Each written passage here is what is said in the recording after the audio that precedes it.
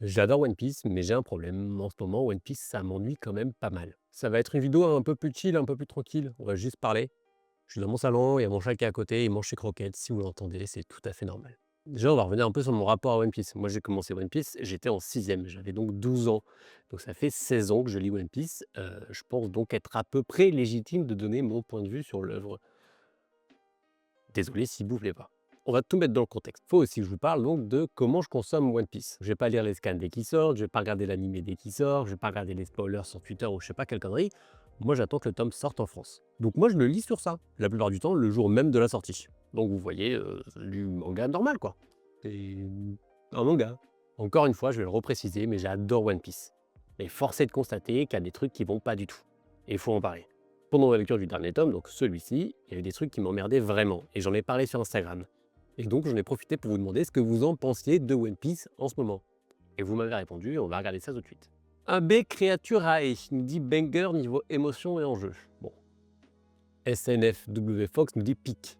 Donc là déjà on voit que certaines personnes sont quand même assez contentes de One Piece actuellement et on va pas le retirer. C'est vrai que niveau émotion et enjeu, c'est plutôt pas mal. Le dernier, évidemment, gros pic. Attention, on va spoiler One Piece, hein, je préfère vous dire. Le dernier gros pic que j'ai eu niveau émotion, j'imagine que c'est dans ce tome-là. D'ailleurs, ça va vous montrer, mais j'ai l'impression que mon dernier gros pic à moi, niveau émotion, ça fait quand même une belle lurette que je l'ai pas eu. J'arrive, hein. Continuez la vidéo, continuez la vidéo. Vous n'arrêtez pas pour moi. Alors, est-ce que c'est une scène que j'ai inventée? Kobe, il fait bien éclater une grosse main à un moment, je suis pas devenu fou. Ah voilà, c'est le Honesty Impact, il est juste là. Ça, moi, c'est le dernier gros pic d'émotion que j'ai eu dans One Piece, donc c'était tome 107. Donc il y a déjà 3 tomes. Mine de rien, ça commence un peu à manquer. On a Carbonara, très beau nom, qui nous dit c'est pas si fou, mais en 25 ans, t'as forcément un univers dense, des persos principaux sous-développés. Oui, c'est vrai que l'univers est très dense et que on a beaucoup de personnages à développer. Donc c'est peut-être un peu compliqué pour Oda de développer des personnages, mais on y reviendra.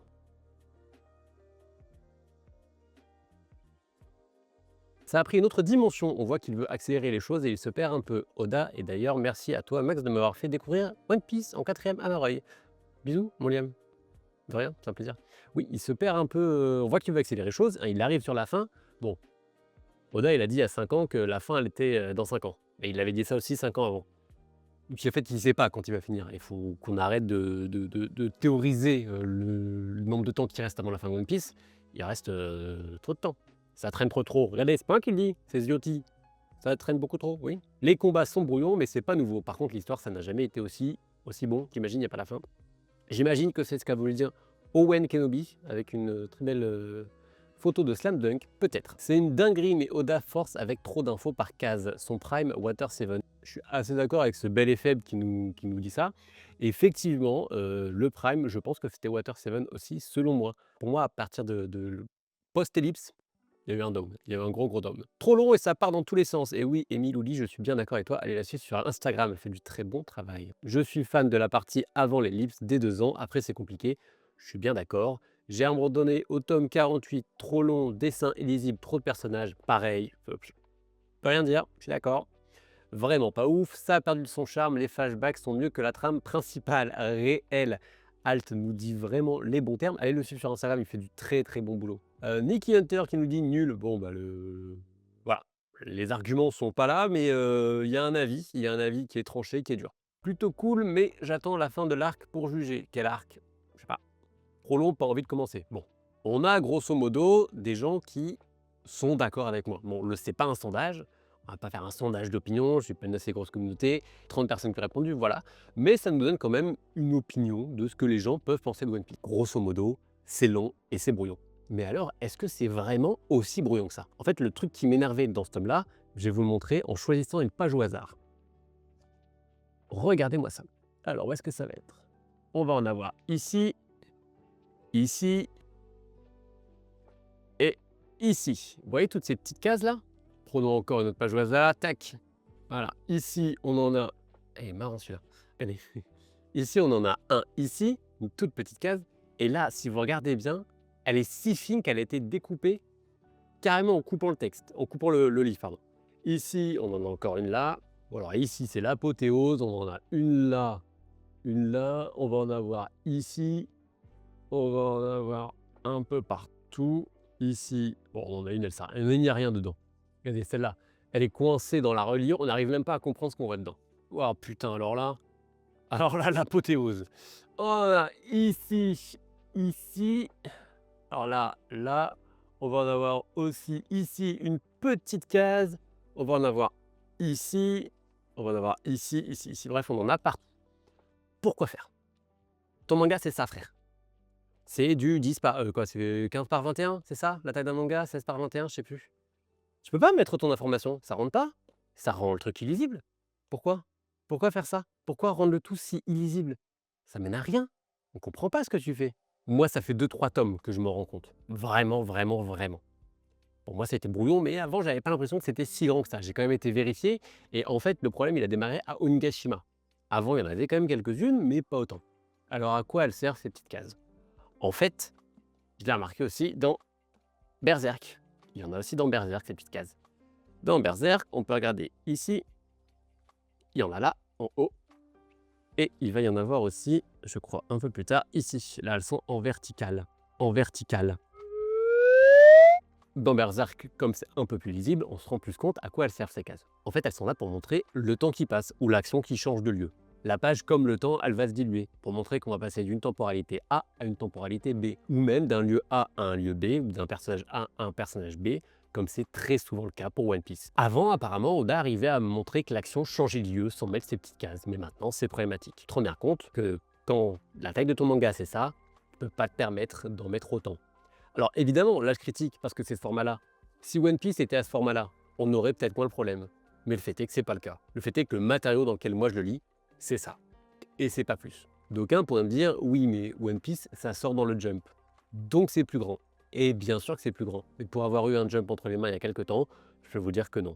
En fait, avec le fait que le papier des fois soit un peu teinté, plus qu'il soit extrêmement fin, on a une légère transparence qui fait qu'on voit un peu la page de derrière, ce qui fait que c'est encore plus visible sur ça. Oda en fout partout. Pour un oui ou pour un non, il va en mettre partout. Et c'est ridicule. Ça n'a plus aucun sens. Quand ton truc est si petit, tu peux pas te permettre d'en mettre autant. Ça ne veut plus rien dire. Mais alors, pourquoi il fait ça? En fait, je vous ai pas lu toutes les réponses que j'ai eues sur Instagram. Professeur Geek qui nous dit « C'est génial, tellement de révélations, de persos épiques, d'histoires touchantes, etc. » Concernant les pages, c'est le travail de reliure. Je lis les scans et il n'y a pas de souci. Eh ben si, il y a un gros souci. C'est que le problème, il n'est pas dans les scans. Et pourquoi il n'est pas dans les scans? Bah parce que maintenant, One Piece est conçu pour être lu en scan. Et ça, c'est catastrophique. Alors du coup, j'ai voulu vérifier. J'ai été lire des scans de One Piece. Légalement. Lisez vos scans légalement, faites pas les débiles. Et bah ouais, c'est beaucoup plus lisible en digital. Et c'est un problème. C'est même un très gros problème.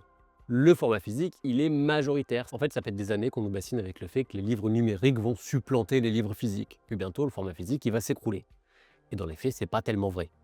On peut regarder, par exemple, on a les chiffres là, en 2015, la part du numérique dans le chiffre d'affaires des éditeurs en France, à peu près 6,5%, puis une augmentation à 8,65% en 2016, et en 2017, j'ai pas les chiffres. Et là, je suis pas en train de me redoubler, en fait, c'est juste que quand j'ai enregistré, j'avais pas les bons chiffres. Elle remonte à 8,42 2018, ça stagne 2019, et 2020, évidemment, augmentation de 10%, Covid obligatoirement. On peut plus acheter nos livres en physique, on les achète en digital, évidemment. Petite baisse en 2021, 9,32, mais après 10,30, 10,12, 10,1. En fait, le numérique, ça marche pas tant que ça. Ça représente approximativement 10% de la part du marché des éditeurs, ce qui est une part certes non négligeable, mais pas au point de remplacer le format physique, loin de là. Sauf pour le manga, où il y a une culture de lecture en ligne, on le voit, il y a les webtoons, il y a Shueisha qui a mis en place Manga Plus, pour pouvoir lire des scans en ligne, légalement évidemment, pour pouvoir un peu amorcer la chute du Jump. On le sait, le Jump, il est sur ces dernières années. Mais la plupart des gens, ils ne le lisent pas là-dessus. Ils lisent illégalement, par peur de se faire spoiler sur Twitter, ce réseau social de néo-nazis, hein, on va pas se mentir. Et Oda, ça, il le sait, que les gens, ils lisent son manga illégalement. Mais apparemment, il s'en fout, parce qu'il continue de faire ses planches pour ces lecteurs-là. Et ça, c'est grave. C'est très grave de se dire, moi, mon manga, il est porteur, c'est un des mangas les plus vendus au monde, mais je vais faire en sorte que là où il soit le plus agréable à lire, ce soit quand il est lu illégalement. Alors que moi, qui mets quasiment 8 € chaque fois que le tome sort pour avoir mon tome, j'ai une lecture amoindrie. J'ai une lecture moins bonne que quelqu'un qui va le chercher illégalement en ligne. C'est stupide. Si tu as pu avoir ta maison avec ta girafe et ton petit train dedans, c'est grâce à des cons comme moi qui payent tout le temps là, des petits 8 balles là. Donc de rien. Oda, t'es une merde. Là-dessus, pardon de dire les termes, t'es une enflure. Ça se fait pas. Privilégie les gens qui lisent ton œuvre.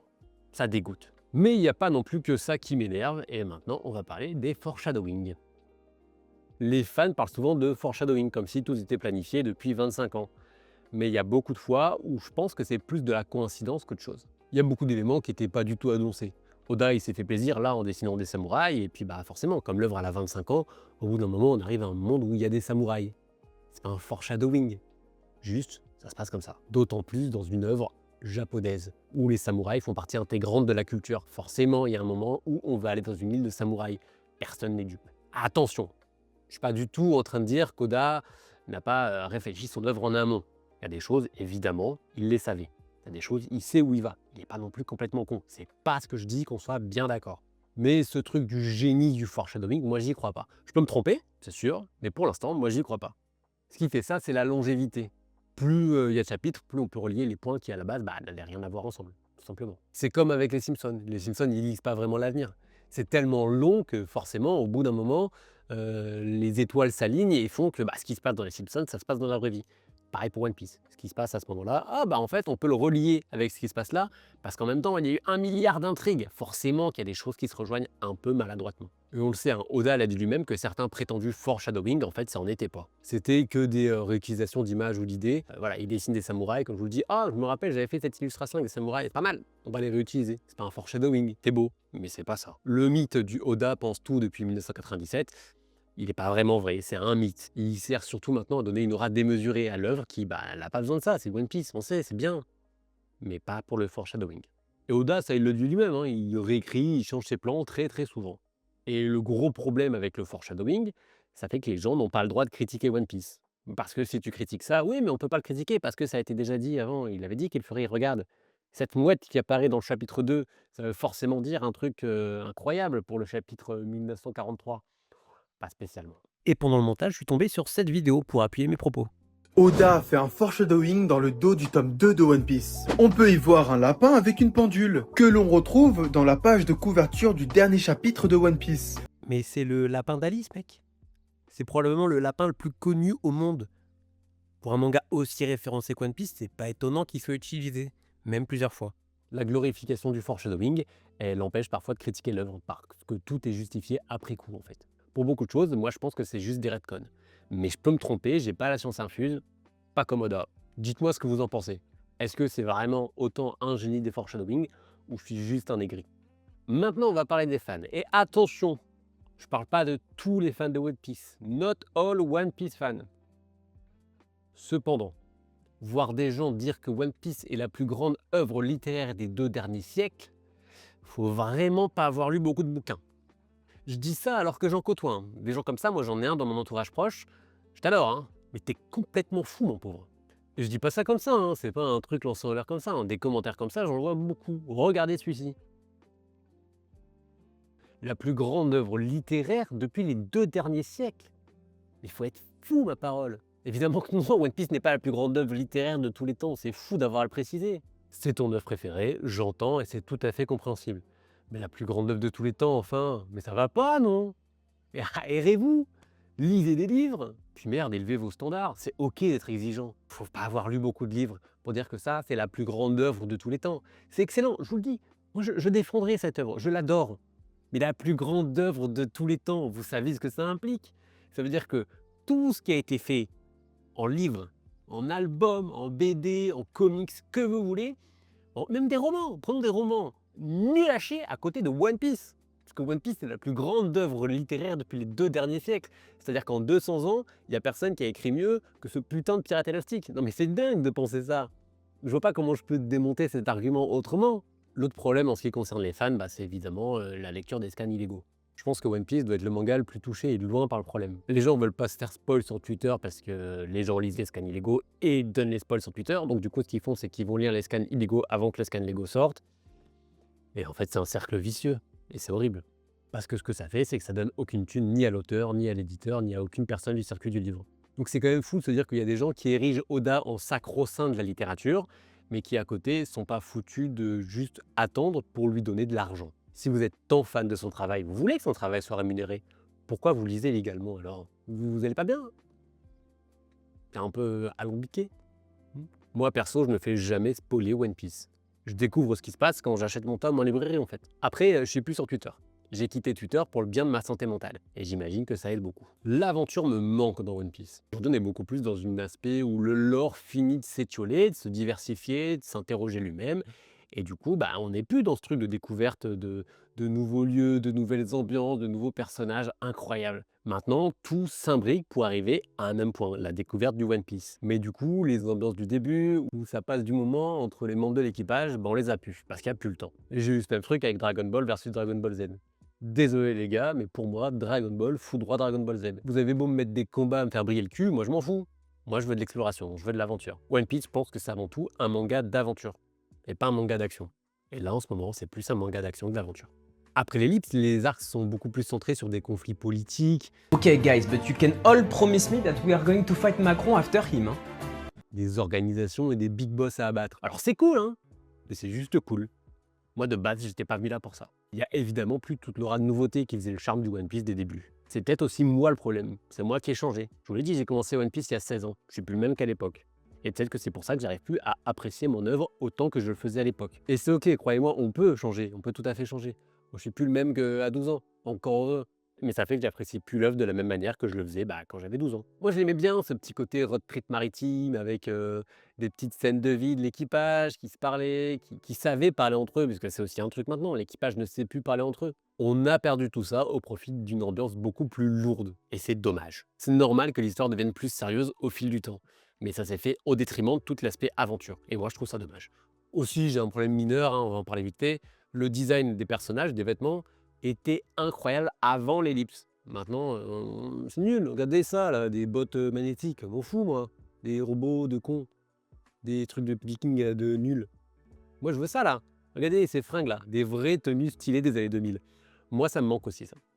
Là, on va parler de quelque chose qui, moi, me tend vraiment dans One Piece. C'est peut-être un des pires points à aborder. C'est le fanservice. Parce que là, on est arrivé à un point où c'est plus possible. Depuis l'ellipse, le fanservice dans One Piece, c'est devenu n'importe quoi. Toutes les poitrines ont triplé de volume. Dit comme ça peut sembler drôle. En fait, c'est grave. Vraiment, ça n'a plus aucun sens. Nami, on passe de ça à ça. Robin, on passe de ça à ça. Personne n'est comme ça. C'est pas un personnage qui existe. Je suis d'accord. Ce n'est pas des personnages qui existaient déjà de base. Mais là, regardez anatomiquement comment ce corps fonctionne. Où ils sont ces organes vitaux? Il n'y a plus rien, il n'y a plus de place dans son corps. Les corps féminins sont devenus trop disproportionnés. Taille ultra fine, boobs ultra gros et jambes mais longues. Regardez-moi ça, un immeuble bail. Je veux bien qu'Oda bosse énormément et que ça fait longtemps qu'il n'a pas vu une femme, mais regarde-moi la taille de ses jambes. C'est débile, c'est débile. Le problème, c'est que ce fanservice-là, il est omniprésent. C'est pas juste un détail ou des choses comme ça, c'est devenu structurel dans l'œuvre. Oda lui-même, il a reconnu qu'il dessinait des rêves de garçon. Et personnellement, moi, quand j'étais un garçon, je rêvais pas de ça, moi. Parce que ça, c'est des rêves de gros porc, pas de garçon. Vous êtes des grandes personnes, vous savez déjà pourquoi c'est problématique de représenter les femmes comme ça, mais on va quand même faire un récap pour les deux du fond qui n'ont rien suivi. Ce type de représentation, il va renforcer des standards de beauté irréalistes. En voyant ça, on se dit que c'est forcément un sac de ressembler à une femme. C'est normal, on en a plein là. Toutes elles sont dessinées comme ça. Et spoiler, pas du tout. Alors j'en ai qui vont me dire, mais c'est pas vrai, regarde, on a Big Mom, on a ce perso-là, on a ce perso-là. Oui, certes, on a des persos qui sont pas dans l'archétype que Oda se fait d'une femme parfaite. Mais 99% du temps, les femmes dans One Piece, c'est ça. Et c'est honteux. En donnant à toutes les femmes des poitrines énormes et des corps parfaits, on perd la diversité des corps. Et ça peut véhiculer une image corporelle peu réaliste. J'imagine que le Maxime du collège et du lycée devait adorer voir des gigaboobs. Mais maintenant, j'ai 30 ans. Écris-moi une bonne histoire. Je trouve ça plus intéressant que d'hypersexualiser tes personnages. Mais vous allez dire que je fais mon gaucho, donc on va s'arrêter là. Même si One Piece c'est à gauche. Mais bon, ça vous l'avez déjà remarqué. Vous l'avez remarqué, hein.